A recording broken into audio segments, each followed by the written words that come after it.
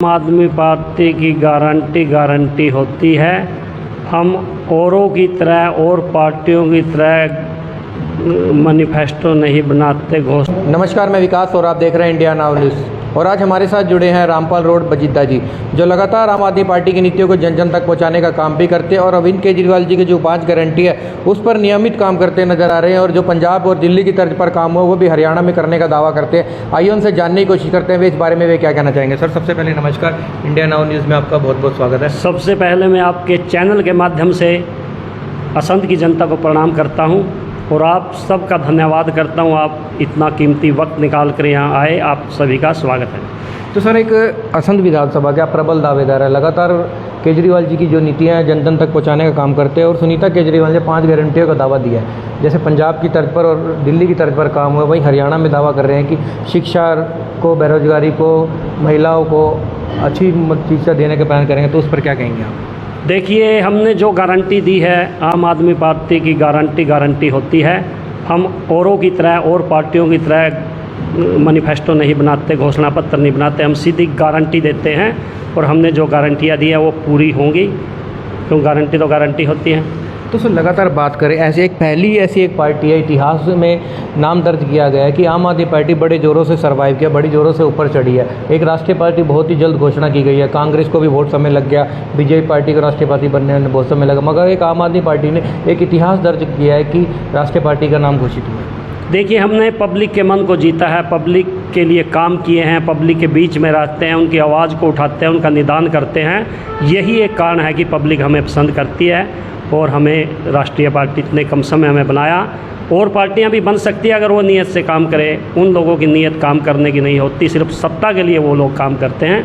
हम पब्लिक के लिए, पब्लिक की समस्याओं के लिए काम करते हैं। लगातार बात करें सर, बीजेपी आम आदमी पार्टी से डर रही है। लगातार देखा जाए तो केंद्र के जो मंत्री हैं, बात संजय सिंह की करें, चाहे सिसोदिया जी की बात करें, अरविंद के जो अंडर डालने का काम करती है और कोई आज तक गुना साबित नहीं कर पाती वो। देखिए, वो इतने डरे हुए लोग हैं, तानाशाह हैं, अपने जितनी भी ताकतें हैं उनका दुरुपयोग कर रहे हैं। वो आम आदमी पार्टी की प्रसिद्धि से, आम आदमी पार्टी की नीतियों से इतने डरे हुए हैं कि उनका सुपड़ा साफ होने वाला है। इसीलिए वो ये तानाशाही चला रहे हैं, हमारे नेताओं को अंदर कर रहे हैं। लेकिन वो कितना भी जुर्म कर ले, चाहे हमारे सारे नेताओं को अंदर डाल दे, पब्लिक हमारे साथ है। इलेक्शन पब्लिक लड़ेगी, हर घर में केजरीवाल है, हर आदमी केजरीवाल बनकर काम करेगा और निश्चित रूप से इनको आईना दिखाएंगे, इनका सुपड़ा साफ करेंगे। तो सर, लगातार देखा जाए तो आज तक कोई भी पार्टी इतने कम समय में 45 रैलियां करके दिखाई हैं। तो कैसा लगता है सर, आम आदमी पार्टी के लिए कैसा फील होता है जनता के बीच में जाने का? जनता का आपको जनाधार मिल रहा है, क्या लगता है आम आदमी पार्टी हरियाणा में इस बार सरकार बना पाएगी?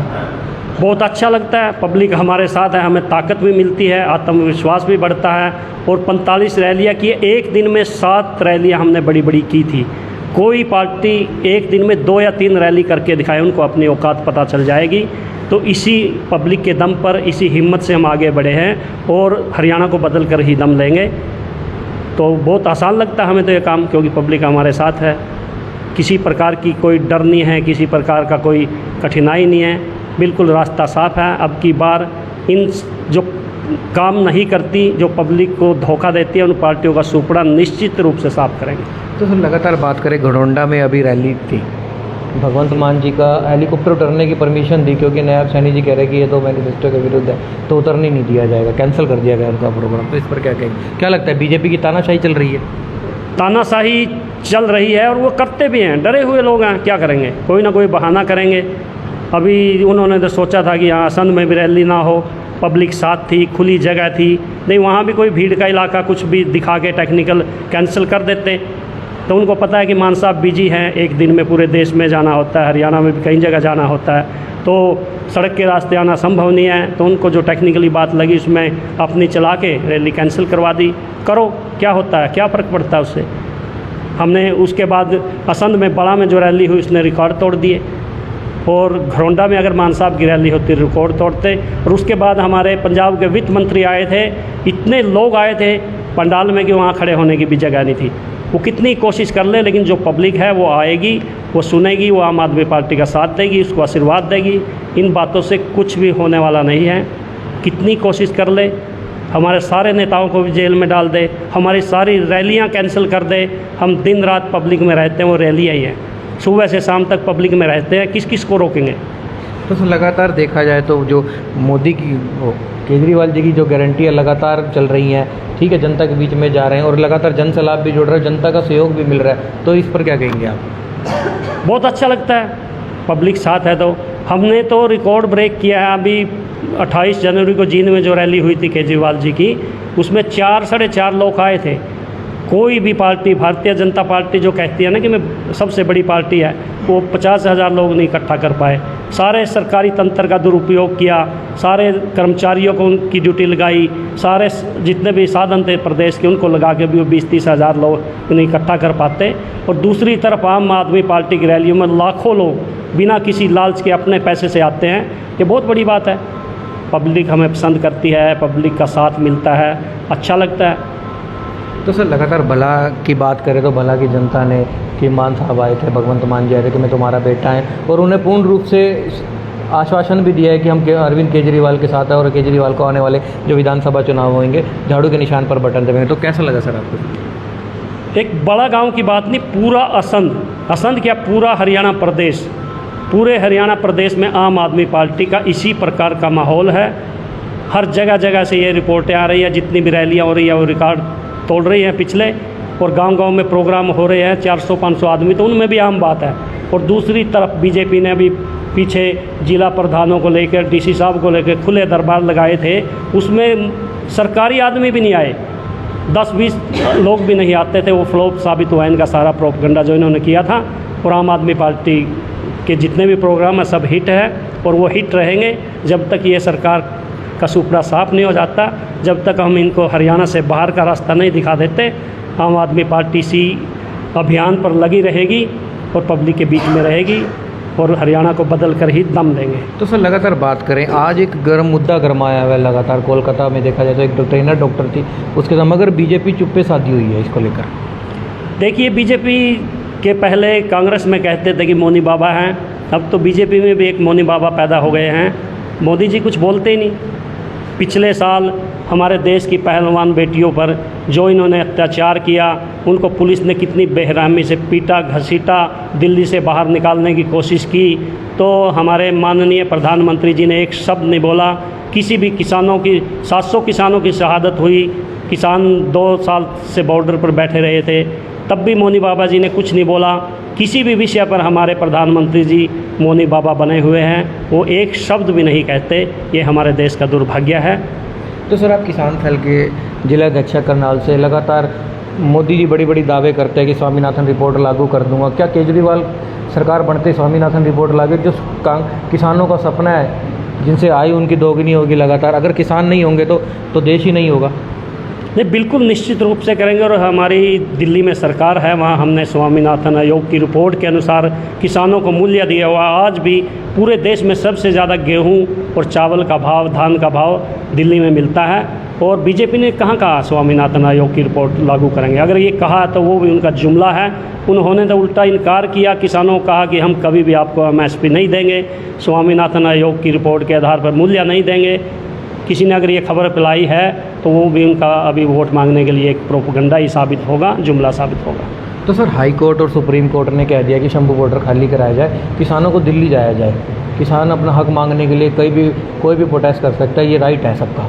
मगर देखा जाए तो जो हरियाणा सरकार है, पंजाब सरकार है, वो बैठ के बातचीत नहीं कर रही है और रास्ता हरियाणा सरकार खोलने नहीं दे रही है। नहीं, देखिए, कभी भी पंजाब सरकार ने चाहे पानी का मुद्दा हो, चाहे शंभू बॉर्डर का मुद्दा हो, कभी इनकार नहीं किया। उन्होंने कहा कि प्रधानमंत्री जी पहल तो करें, बीजेपी वाले पहल तो करें, हम मीटिंग में आएंगे।